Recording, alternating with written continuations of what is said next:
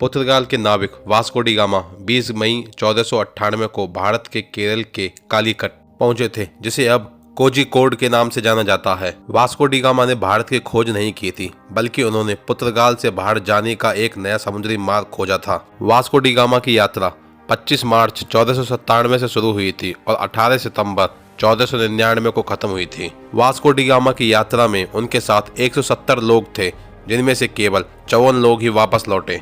Vasco D gamma ने Africa के cap of Good hope का चक्कर लगाकर भारत पहुंचा था। वास्को डी गामा ने दक्षिण अफ्रीका के तट पर उतरकर व्यापार किया था और वास्को डी गामा को भारत आने का रास्ता नहीं पता था, लेकिन दक्षिण अफ्रीका के तट पर वास्को डी गामा को उन्हें वहां भारतीय मिले। वास्को डी गामा ने इन व्यापारियों से बातचीत की और उन्हें भारत के वैभव और व्यापार के बारे में पता चला। व्यापारियों ने वास्को डी गामा को अपने साथ नाव ले जाने की सलाह दी। वास्को डी गामा के साथ 4 जहाज थे। पुर्तगाली नाविक वास्को डी गामा भारत की खोज में निकला था।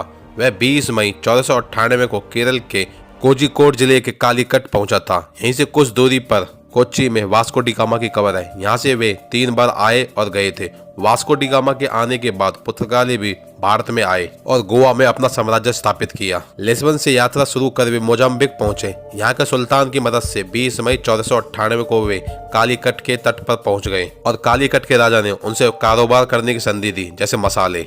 1502 को वास्को डी गामा भारत फिर आए और कोच्चि के राजा से व्यापार करने का समझौता किया और इसके तहत मसालों का कारोबार बनाए रखने की संधि हुई।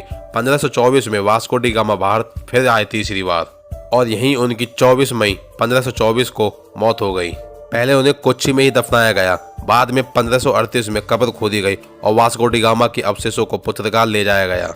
लिस्बन में आज भी उस जगह पर एक स्मारक है जहां से वास्को डी गामा अपनी भारत यात्रा शुरू की थी। वह यूरोप से भारत सीधी यात्रा करने वाले जहाज के कमांडर थे, जो Cape of Good Hope Africa के दक्षिणी कोने से होते हुए भारत के समुद्री तट तक पहुंचते थे।